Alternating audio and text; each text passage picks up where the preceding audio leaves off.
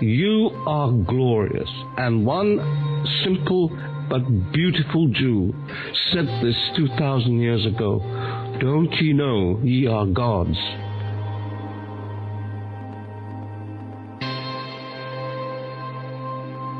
When you don't use your faculties, you lose them. That's just a common sense thing. If we don't practice our natural human capacity for love, for connection, for bonding, for caring, we will become artificial constructs.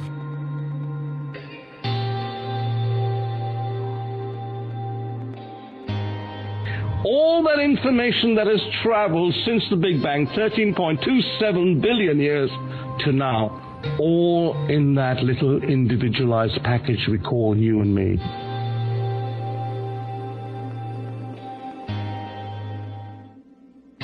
Where in fact an understanding of how consciousness works in a more expansive way actually shows you by bringing things together, that's a permanent immortality.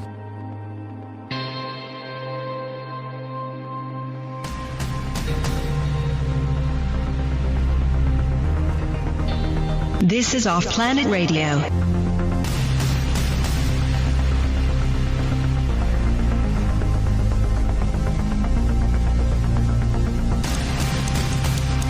Welcome back to the second part of Gray Aliens and Artificial Intelligence with our guests, Danielle Silverman and Professor John Biggerstaff. We're going to pick up the conversation in the second segment, going into a more detailed breakdown of the concepts behind the book. The book is Gray Aliens and Artificial Intelligence by Nigel Kerner. It is the third book in a trilogy of books that began over 30 years ago, written by the late Nigel Kerner, to whom we dedicate this series. This is Off Planet Radio. I am Randy Moggins, and we pick up the interview where we left off with part one. I am reminded back in the 90s when I was on what were then called Usenet groups, which were Unix to Unix networks. I remember them. There were groups specifically devoted to what was called biological immortality. Yeah. One of the groups was called Extropians. They're still around today. And I've long suspected that some of the modern-day proponents of the transhumanist movement actually began there. The writings, looking back on it, are startlingly similar. But in fact, the concepts behind transhumanism, we've kind of jumped subjects a little bit here, but I think it's an important distinction to understand the philosophical underpinnings behind this are very much enmeshed in materialism, in a materialistic 3- and 4-dimensional understanding of the human, which again belies both the innate simplicity of who we are on a soul level, and yet at the same time the complexity of what we are relative to being a created being of a divine Godhead. That was wordy. Well, we are an expression of that Godhead, rather than we've created ourselves from that perspective. And, we've sort of invented this reality as this juxtaposition between these two poles to experience separation from the point of view of separation. But what is absolutely incredible, and I find it mind-blowing, that there are people who believe that they can upload all their experiences, all their thoughts, all the data, because they see it as data, that they are as a person, into some kind of hard drive, and in that way they will continue. And there are actually organizations of people that people are buying this kind of process, putting everything they are onto some kind of hard drive. They think they can continue. That's the idea, that we will head towards some kind of digital future that's our new. People even call it a new evolution. I mean, I was astonished listening to Joe Rogan the other day, who generally seems to be quite sensible in his ideas, that he was talking about a new future, a new evolution for humanity that would be part digital, and it would eventually become more and more digital. and that it was a great thing because all the primitive human emotions of anger, jealousy would be gone, and it would be a great thing because we'd be so rational. But what these people are forgetting is there would be no consciousness. There would be nobody to appreciate or know that data. It would be just data, just as these grey aliens are just data. They're not conscious. They're no different to a hard drive, a hugely sophisticated one, but nevertheless a hard drive. The difference that people don't understand is that what makes the human real in terms of juxtaposed to a synthetic or some composite being is the X factor, which begins with the emotional component of the human. Now, I will say this. I experienced the Greys as a child. I can tell you they don't understand human emotion from the standpoint of an expression of something beyond the volatility. They view emotionalism as a volatility, as an unstable element, something that needs to be controlled, something that needs to be mitigated. And yet at the same time, it is the very weapon that you can use against them because they do not understand it in terms of the depths of expression of emotion. These are not things I've talked about publicly before. I'm sorry I didn't have this conversation with Nigel years ago. I alluded to it in the one conversation that we had. But I will say this. That is the component of the human being that makes us creative, that allows us to break through the barriers of the physical world itself. That is the infusion of the soul itself. It is an emotional component. And the emotions are the way that we tap into that which is real inside of ourselves. We were given that. This is part of the description of fearfully and wonderfully made that's given in the scriptures about God speaking of man. Fearfully and wonderfully made simply means there is an emotional temper, a component to the human being that's supposed to be there. It's what defines us. And what I look at now with this technology frontier has to do with the fact that now they are taking away from us and synthesizing even the fundamental creation of art. I don't know how well you are aware of what's going on with these programs such as DALL-E 2 and Stable Diffusion. But you are now able to log on to a web page, speak into your microphone, give a description of a painting, and get back from the AI something that is rendered, which is considered to be art, which is simply the rapid access of huge amounts of data that has been fed into the AI machine, and it has been trained to then use that to generate secondarily created artworks, artifices. Exactly, yes. So this is basically, what you're talking about sounds very much like what Nigel has described in his book as our final devolution, that from we were once and still are to a great extent meaningful beings defined by emotion, creativity, a whole sense of knowing. And we're now devolving into just data and information. So that whole picture of, if you like, a complete whole sheet of existence is being broken up into data, little pieces, broken up as much as it possibly can be, so that in the end there is no consciousness anymore, no viewing, no whole I to view the broken up parts. There's only the broken up parts, and that whole I is our original self, the viewer.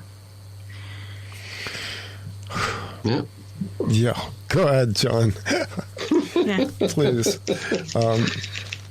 Well, the point is that towards what Nigel calls, as things break up, Nigel was always saying in these interviews, and we gave quite a lot of them, everything rots.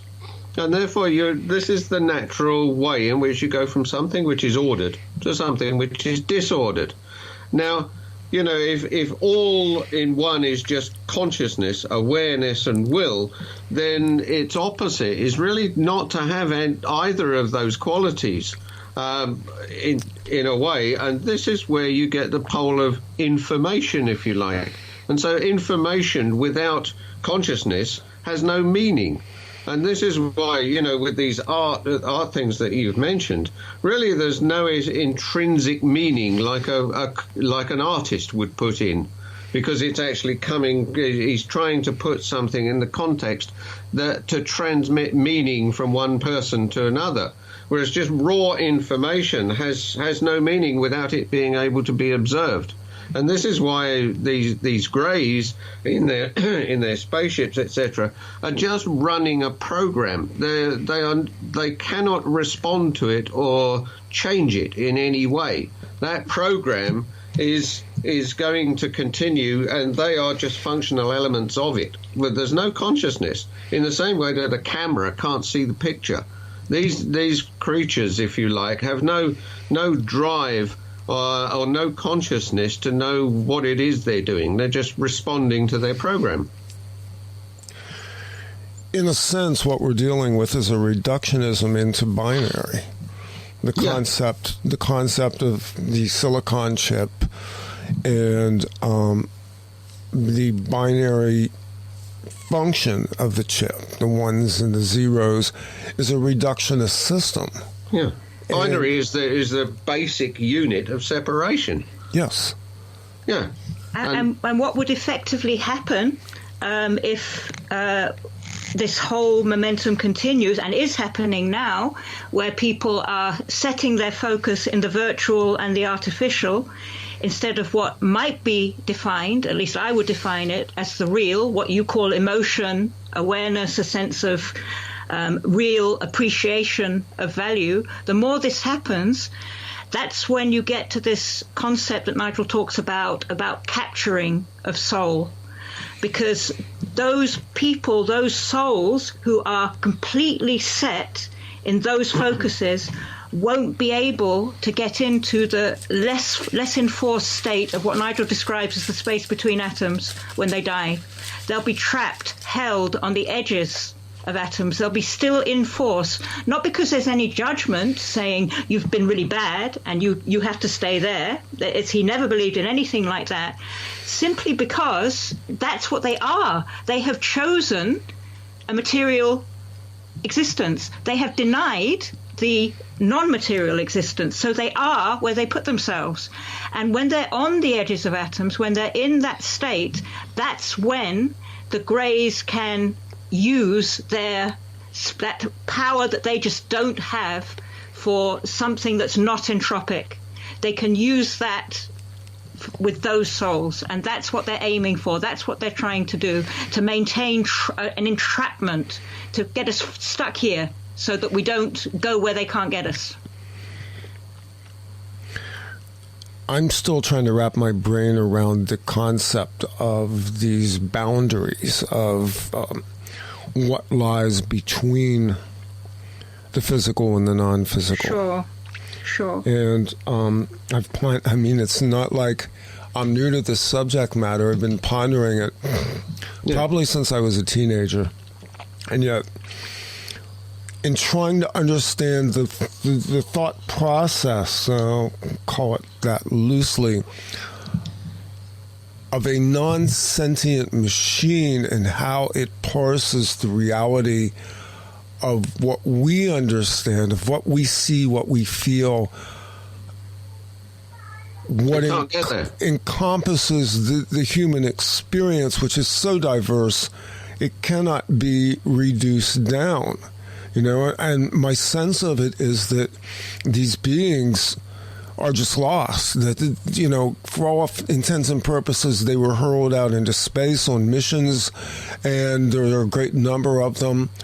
that whomever or whatever may have at one time controlled them has probably abandoned them. That would have been their God, their creator. And that, in fact, all they're on is a mission to capture data, to capture material, and to process endlessly as a rote form of science rather than having any conceptual outcome. How's that? They got no idea that we are conscious either. They're not trying to do anything specific to us as conscious beings. They just see us as a resource to further their productivity in fighting entropy, really, and to propagate themselves around the universe. They wouldn't even understand, because consciousness is not even within their grasp to understand. So really all that we would be to them is a physical fingerprint of something that makes coherence in the physical universe. Okay, they would see a soul leaving, dying and leaving atoms, and coming back again, reincarnation, as a fingerprint that seems to return a similar shape, an identity, if you like. And they would wonder, what's going on here? It continues beyond physical death, beyond the second law of thermodynamics, breaking down the body and dying. There's something special here. How does it go on? They would only have a physical manifestation by which to recognize a special effect in the universe. They wouldn't in any way have any ability to tap into anything that's not atomic or physical. So when all materiality breaks down, the entropic 0 point, at that moment, what I guess we would call... Well, entropy generates an everything point, if you like, from a 0 point.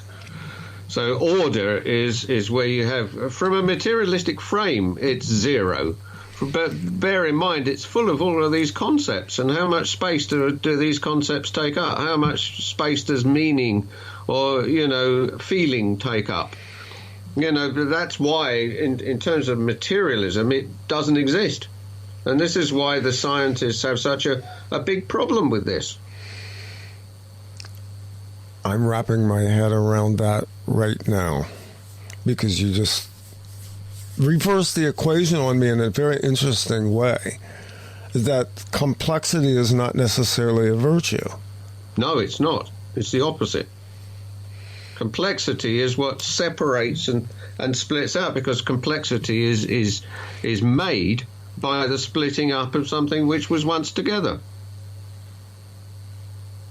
Okay, I'm just going to let that settle for a second for myself and for the listeners, because I've had this thought, and I've thought it many times, because I'm a person who complexifies things in my own way.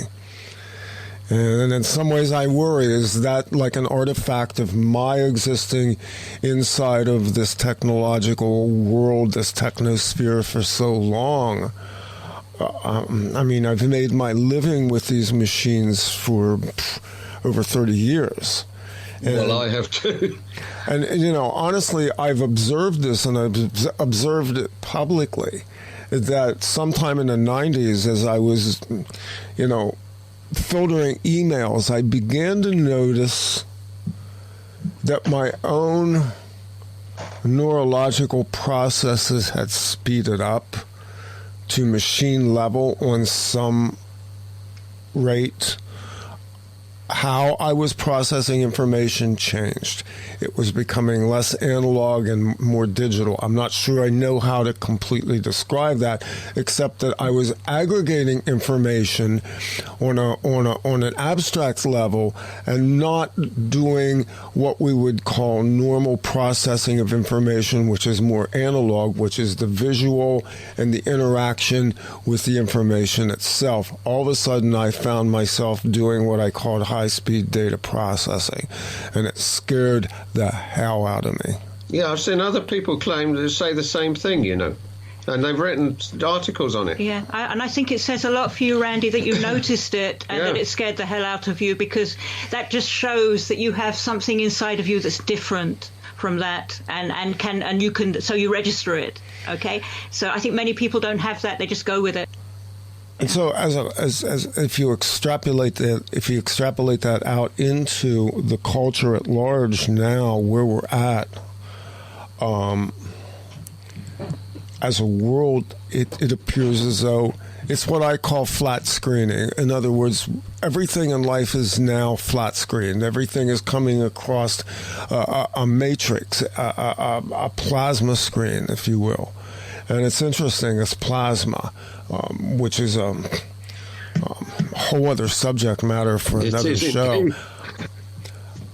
But it should scare us because it is non-human.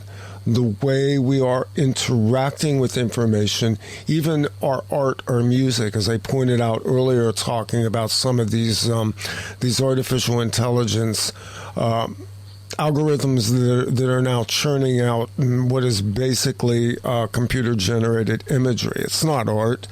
Art comes from a place that has an emotional component to it. Great art is something you feel. It's something you sense, whether it's art, whether it's opera, whether it's ballet. These come from the wellspring of something that's, if we could express it in words, we wouldn't need the art form. But that's what we're losing now. Yes, absolutely. You're so right. Yeah. You put it so well, exactly. Yeah. And it's the trouble is there are so few people who notice it. That's the thing, and I probably your listeners, because they choose to listen to a show like yours, they're more likely to be the people who do notice this. But just out in the world generally, I just know the people that I meet, it's just not something that ever dawns on them that something is being lost here. It's just the latest iPhone, the latest incredible technology.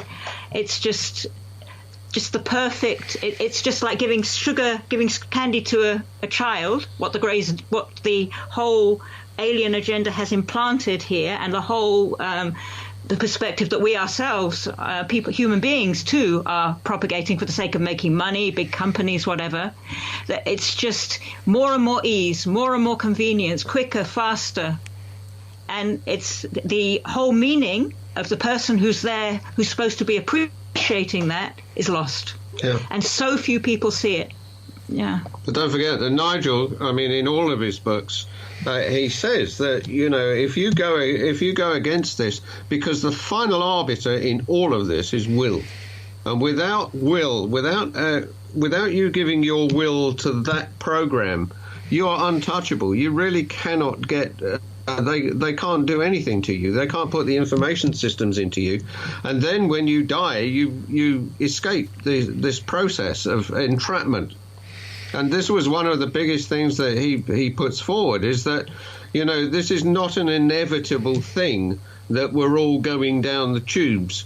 If people can realize, like you do about the materialism, there's a way out. There's a way to reorder. So living things can actually go back the other way. They can reorder. They can put more order and bring things together again, rather than just continue to separate. Whereas material things are always subject to entropy, and therefore they are committed to breaking down. There's no possible way you can return back the other way, but a living thing can, because it's got a component that's outside of that system. And Nigel puts this forward so much in his texts, and this was one of the main points, and the importance of being alive. Yeah, one of the things that I love so much about the books and, about the conversations that we all had with Nigel was this expansive sense of optimism he had in the face of what is effectively some pretty grim information. And the great hope. The thing about it is that a tiny light can actually illuminate a very darkened corner. And one of the things that we've gone through over the last 2.5 years has been the tiny lights that have lit up as this darkness has attempted to overtake us. I've been blessed by the number of people that I've gotten to know, not just online, but even personally in real life, who, because I think there's a heightening now, almost a psychic acuity towards other sentient human beings where people sense that they feel safe to tell you something. I tend to attract people, I guess I'm somewhat of a confessor. I tend to attract people who want to disclose things to me. And I've had a number of people who have, come forward and just gently said, I don't buy all of this. I don't like where this is going. I don't like where the culture, where society is going right now. I'm not participating in this program. I am not part of this. And, the encouragement that I give to people is, keep that light alive. Be who you are. Be true to your own principles, be true to your own human instincts, and don't let them absorb you into the machine through what is essentially a mechanism of fear that has been spun like a web over this world. I think it's a wonderful thing you're doing, propagating that. I think it's a wonderful thing that we're all doing this. I mean, this is part of the work. I mean, this work didn't begin in 2019 or 2020. No. This work began 20, 30 years ago. It began, with Nigel's son's question. It began with Nigel earnestly doing what he's doing. It begins with people like yourselves here on this call today who are openly critically challenging the narrative that sits out there that what humanity is headed for is the singularity, is the collapse into the machine, and that there is no recourse to this, and I don't believe that. Yeah, I think actually the whole thing began thousands of years ago and continued at intervals, and you mentioned the Shroud of Turin and Christ's this incredible piece of cloth that has shown that Christ literally converted the atoms of his body into light through living a life that was actually the antidote to what the grey aliens embody, the total opposite. You described emotion being the difference between us and them, and I think that's absolutely right. Because everything that he expounded in his life, as did the other great teachers, but we have this evidence with the Shroud of Turin to show that this actually transformed him, to take him away from the physical universe, completely away from the capture of what these grey aliens are looking for. And we have those examples, those illustrations of what we can do to escape the grasp of what's going on in the world today, and how the alien phenomena is reflected in that. They're the great examples, the great teachers of the past, that they were the original inspiration for Nigel, and it's just been going on basically since the beginning of time. And all those teachers from the past, they must have known something. It's not, people seem to feel, I sometimes get the impression that we have all the knowledge now, that with our sophisticated modern lives and technologies, that we've somehow come to some kind of enlightenment, but perhaps those great teachers knew something, all of them, and it's just it's easy to forget. Yeah, that is the arrogance and hubris which has led us down this path. Yeah, I mean, you go back several thousand years, but what Nigel again put forward was really that since all living things had an origin in the Big Bang itself, and to come say 14 billion years as a living thing, making mistakes all the way and separating and then coming back a bit, etc., to now come to a position where it could all end for an individual is a really tragic thing. And this is why he was fighting so hard to try to inform people of really what these tenets are that one can use to escape it, to get out of that system. Can we kind of nutshell that a little bit? What he was stating, Danielle? Well, he was stating essentially that if you give your will to a non-sentient system, to an artificial system, you're effectively giving up your ability to see and be aware, and that's what he says. When you play the game, you effectively become what a grey is, but you've got no sentience to actually observe that. So your line runs out.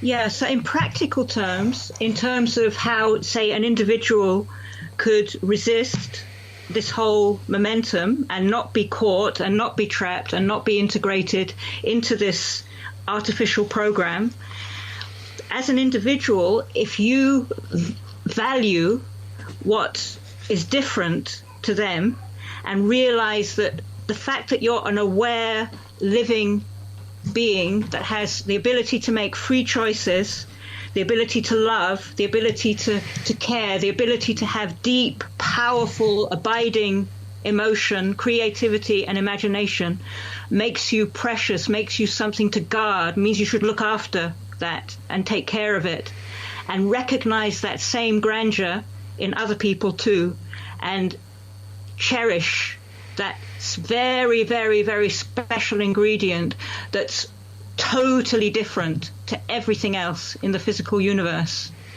And if you do that, if you recognize that value and say, okay, this is my priority, this is what I'm going to fight for, this is what I'm going to look out for, I'm not going to mortgage any of that for the sake of convenience, ease, temporary hits, likes on the internet, whatever it is. If you value and treasure and look after that, then you won't be touched by these grey aliens, and you won't be touched. You will when you die, you will go to a place where there's much less force than this physical universe, and eventually to a place where there is no force, which is what we might term heaven. So that's it in a nutshell, really. If you wanted it defined in a nutshell as to what people can do to resist this momentum. And it's a great message of hope. It really is. And all you have to look at is near-death experiences to see the joy that people experience when they have a positive near-death experience, and they come back and talk about a love that they can't even describe. And it inspires many people to change their lives. It's just so spectacularly amazing. A lot of people don't even want to come back, but because they have things they have to do, they come back. Yeah. Yeah, we didn't even touch on, near-death experiencers and people who have had out-of-body experiences, people who have gone out and come back. There's just an abundance of evidence for all of that. But this brings us to a place where I think we can understand the truly human message that is encoded in certainly the current work, but in all of the work that Nigel's done, from Song of the Greys to Grey Aliens and the Harvesting of Souls to Grey Aliens and Artificial Intelligence, the subject that we have been talking about for over this last hour. John, go ahead, please. No, I wasn't. I was just coughing, I'm afraid. Oh, okay. Because I'm trying to find a way. We're at an hour, over an hour right now, and I want to be considerate with everybody's time. So maybe... Well, I think just to summarize, just to finish this bit about information, information is really what knowing is in consciousness when you put it into a separating system such a which is entropy. Because things get separated, you separate knowing into information. It's either this or it's that. So you see this tautology, this obvious oppositeness in the whole of the degradation of species, of life itself, until we eventually just end up with the information and there's no knowing. Yeah, what is knowing? You know, it's funny that came up in the interview that we did back in 2010 when I said to Nigel that I had a knowing about the nature of the grays. And, you know, I was simply inferring that, you know, I sort of intuit the situation because of my own experiences and because of my own ability to deal with things on sort of, we'll just say, a psychic level.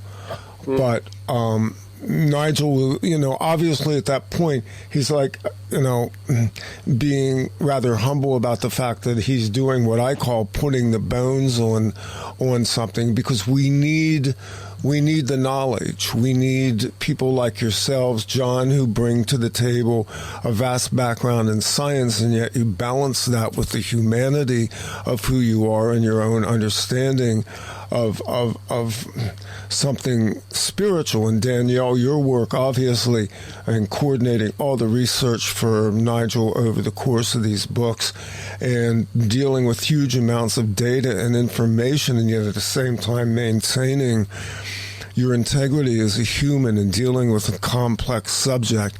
These are important landmarks for anybody who's hearing this discussion to understand that information itself isn't salvational. Information itself is simply data. Yes. Information becomes usable when it is contextualized into something much deeper, into the human intellect, into the human soul, into the light that lives inside of each of us. Yes. So true. And that's exactly the very thing that artificially intelligent entity cannot know, because it has no knowing to appreciate information. It just is information purely. So. And in fact, even a microbe can do it. This is why you see in the Bible, you know, even the least of these, you know, is better than being an artificial creation, to paraphrase. You know, if you go back now and you look at the scriptures from the standpoint of what we just talked about. It's fascinating if you do. Because I remember Nigel talking even about that famous verse in the Bible where Jesus is taken up and shown the kingdoms of the world. And it's kind of like, wait a minute. That's exactly the piece, yes. Yes. So the temptation was, in fact, an abduction. And if Jesus himself can be abducted, that does say something about what the whole abduction process is, and I'd really like to make a point about that. I'm not sure if it was mentioned on your show already, because Nigel did so many interviews, but Nigel's take on abductees was that they are the ones who resist, who are born into genetically intercepted lines, but somehow resist the process. And all the experimentation that they do, all the looking at sperm and ova and the genetic stuff they seem to be doing, they're trying to find out what the hell's going on here. How come you're stopping this? Why are you interrupting our program? You know, so because as you know, abduction runs in families, so genetic lines, and these are the ones who break it. And of course, in Jesus's case, he was able to completely and utterly deny and get rid of whatever this whole process was, because he was just literally totally different to it. The abduction scenario intersects into a number of different other topical categories. Yes. As I've learned over the last 12 years of doing this show, that it touches very much on covert government programs. It touches on mind control programs. I have spoken to people from many walks of lives, many different experience paths, who all report similar or the same phenomena, oftentimes under different titles, but at the same time, the intersection is there. There is something which is trying to reach itself inside of the human, and to abduct, to control, to deconstruct, to decode, and to invasively take over what we will call the divine spark of the human being on planet Earth today. Well, one thing Nigel pointed out was that you cannot invasively take over something which has its will set against you. Exactly. And really, that's what the report of Jesus doing that meant, that they couldn't actually take him over.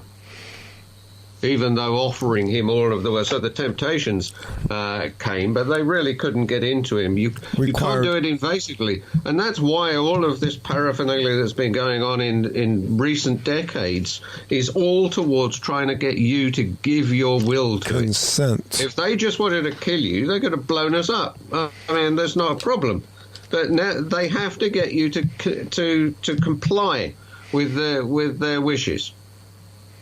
They cannot just grab you and enforce what they want upon you. If it's against your will, then when you die, you may suffer, but when you die, you're free of them. They can't get you if your will is set against them. The problem is that if you're on Facebook or whatever, and you've now got an implant and you've got all these thoughts coming at you from all over these social media, how are you going to know what you think compared with what other people think?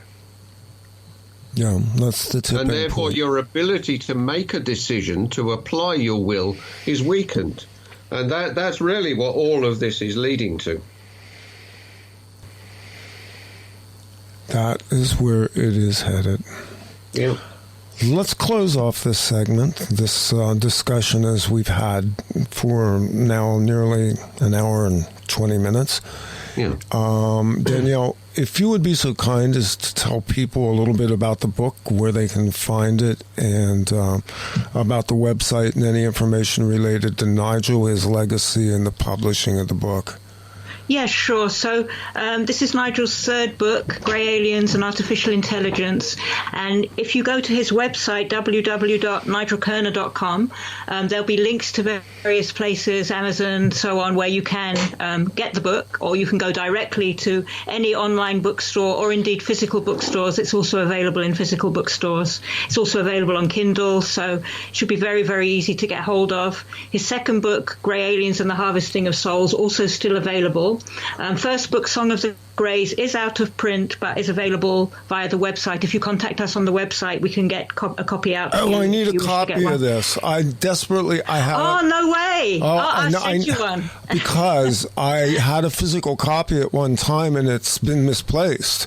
No problem. Yeah, I'll send it out to you. Yeah, I would love to have a copy of that for a lot of reasons.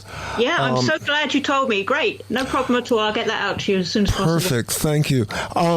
I will just point out to listeners out there and viewers on YouTube, because we'll eventually put this out with some graphical content as well onto YouTube, that buy the hard copy if possible. It's a beautifully made book, and it is well worth it for the color plates, the artwork that's in the book, which goes into a lot of, let's just say that sometimes what the eye captures in visual is worth 1,000 page turns in terms of information, of transference of information. And the plates, the graphics work in this book are exceptional. They're beautiful, they're tasteful, and they add to the enjoyment of the book profoundly. Yes, absolutely remarkable. Nigel's illustrator, Danny Langsman, is an incredible guy, and he very much got in tune with exactly what Nigel wanted for the illustrations, and he produced some remarkable illustrations. Yeah. So the website is nigelkerner.com. There'll be links wherever this particular recording can be found to get you to where you need to be, but to get to where you really need to be, you need to do what I always say. The truth is out there. It's inside you. And how you process that will determine which side of the singularity you stand upon. I'm Randy Moggins. This is Off Planet Radio, Off Planet TV. The website is offplanetradio.com.